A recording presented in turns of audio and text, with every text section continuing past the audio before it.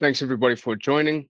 Yeah, when we were running through this, we just wanted to get a bit of an idea of what the real threat landscape is looking like at the moment, especially when it comes through to invoice fraud and some of the elements that are coming through. So we've just pulled up some stats over here just to really run through a high-level view of what some of the vulnerabilities in the market are looking like at the moment. So if we just have a look at some of the, Matt, if you can just bring some of those up. So 40% of the most recent fraud was cyber facilitated. So this comes through phishing attacks, malicious PDFs, which we'll get through to shortly. So you can see there's a large volume that's actually coming through that is coming through from the cybersecurity space. 31% of those victims fell victim to invoice fraud.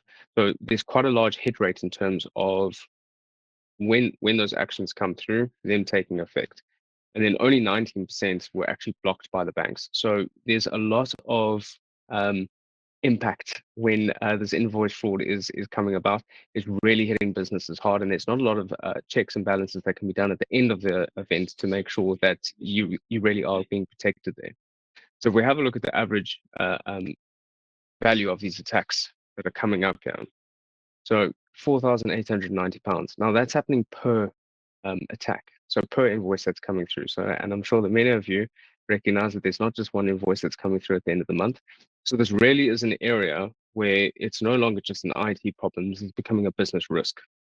This is an area where we really need to tighten up, make sure that everything is exactly where we need to be, eliminating as much gray spaces as possible to ensure that the wallet isn't getting hit at the end of the day. Now, going to run through a few ways that these attacks are happening, that they are taking place in environments, and then we'll run through some of the pieces that can be done by businesses to ensure that not a lot really hits them at the end of the day. So vulnerability exploitation has changed quite dramatically in the last couple of years. So before, where you had targeted attacks happening in businesses, it's now become more opportunistic. No longer do you need this individual skills to be able to go into an environment and make sure that you can force the breach or that you can pull the data. As you can see by the image on the right over there, these are vulnerabilities for sale. So effectively, it's breach in a pack. You pay a certain amount of money on the dark web, somebody gives you a breach pack that can go into an environment, and you basically just execute that exploit. This can be done in a number of ways. We'll run through a few different areas in terms of how they can get in that are a little bit more pertinent to the discussion at hand. So cybercrime as a service is growing massively. So it is as easy as getting a Microsoft license. You can go online, you put in a couple of bank details, you put in the areas that you want to attack, you get the exploits. They'll even run it for you. It's cybercrime as a service. It's become an industry of its own. All right. So what this does is it effectively creates a more difficult environment to manage. As you can see there on the last line, threat actors are no longer breaking in, they're logging in. So one of the ways that they do this is still through phishing. The biggest weak point in any business is still the people layer, unfortunately. But there's a few things that these technologies are putting in place here to make sure that that's getting managed, that that's being a little bit more wrapped up and closed off. So one of the big newcomers into these breach packs are malicious PDFs. So effectively, these are disguised malware within the PDF itself. Now, this is getting into even higher levels where the hexadecimal representation looks perfect. Everything looks great. But once that invoice gets opened up, you're still going to get hit with info stealers that are effectively going to scrape the environment for any login details. This is going to give them access into an environment. So these are really things that there's a few checks that can be done to make sure that we are limiting the amount of risk here. But one of the things with cybersecurity is there's no such thing as 100% secure. There's small incremental pieces that you can do to make sure that you are as secure as you can possibly be. But unfortunately, it's no longer a discussion about if you're going to be breached, it's when.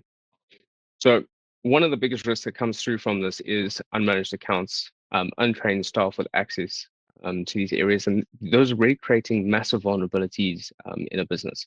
One thing, the first and best thing that you can do is have staff that recognize what a fraudulent invoice looks like, and that's becoming more and more difficult nowadays. So they really need to understand what the entire supply chain looks like.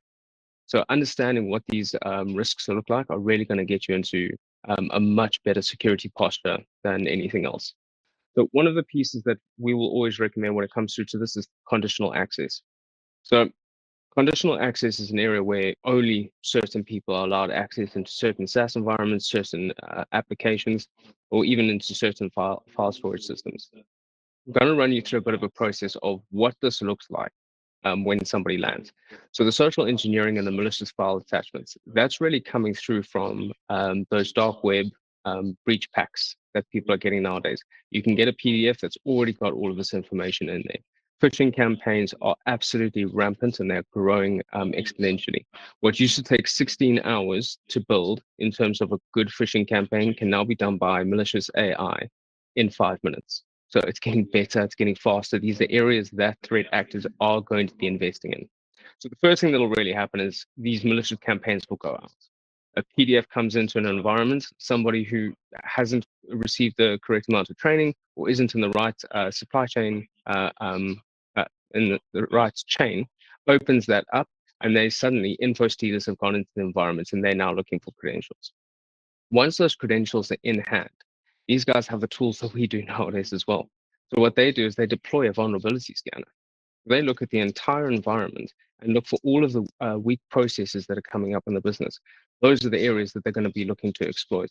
But they're effectively getting an entire map of a business to make sure that they know where the weakest points are that they can go and exploit, whether that be with malicious software that goes in, malicious malware, or even if it's identifying individuals within the business where PDFs can go in to get approved. So if there's layers that are getting skipped, if there are approval layers that potentially are a little bit weak, all of these become vulnerabilities to a business that they can really take advantage of. So part of the solution that comes through from this, there's three pillars to cybersecurity, and those are people, process, and technology. Now, unfortunately, people are the weakest of this, but it's also the easiest to address, right? Awareness and accountability for all of these processes, training and conditional access, those two make such an enormous difference beyond what technology can do. The process becomes part of, or becomes an effect of that training and conditional access, making sure that the right people are receiving the right information, that they have access to those correct environments, and that it's closed off to everybody else. It is hyper important nowadays, right? And then the training to be able to recognize those threats and vulnerabilities when they're actually coming through, and then building in those risk-orientated controls. Effectively, the question that needs to be asked in cybersecurity nowadays is how much risk are you willing to ingest, and where are you willing to ingest it from? Okay, we don't think that this should be an area that should be risked at the moment. So these are the pieces that we really think that should be put in place.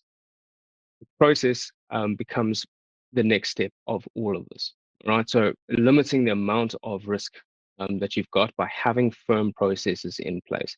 This is where solutions like DocuWare really come into the forefront. If you can reduce any of the gray space in terms of where the approval process needs to go and what the next steps need to be, those are all areas that we can have a look at. Okay, then that process builds on to multi-step approvals. So if you're a threat actor going into an environment and you see that there's only one approval layer that needs to be made, there's an inbox that you can then go and attack. If you get into that inbox, you can effectively approve. So we also need to make sure that there's audit trails just for the compliance piece. So if there is a breach that comes through and those approval processes are checked, how do we know that they were checked? How do we know what time they were checked? And how do we know who got access into those environments as well? All right. And then finally, we get onto the technology piece. Now, this is really the supporting structure that allows for the rest of these other two pillars to be built upon. But it's as important as the rest of it, right? So process-driven applications. This is hugely important. Again, limiting that gray space makes an enormous difference to any type of vulnerability assessment that can be done. Having good SSO, MFA, and conditional access pieces in there, information and access management are huge nowadays. Okay, so we need to understand what the identity is, and we need to understand what the access management protocols actually look like. So having any type of conditional access onto those SaaS environments plays a massive part and cuts risk enormously. And then having secure backups when things do go wrong. Because like I said, it's not about if, it's when nowadays. So making sure that all of this gets wrapped up in a full cybersecurity protocol. All of these tools complement an entire security stack.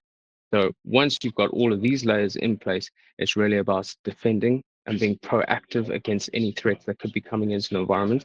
But it's also important that these are all linked up into your remediation processes, your backup processes, your log identification to be able to know what's happening in your environment. So it's not just about prevention, it's also about making sure that you're ready for when things do go wrong and that you can restore the environment to a safe place. So a lot of this is about where these invoices are going, how they're being managed, and then how to remediate if things do go wrong. Guys, from my side, thank you very much for listening to this. This is a tool that we really do back. Eliminating those processes makes a massive difference. So I hope that you enjoy the rest of the demo.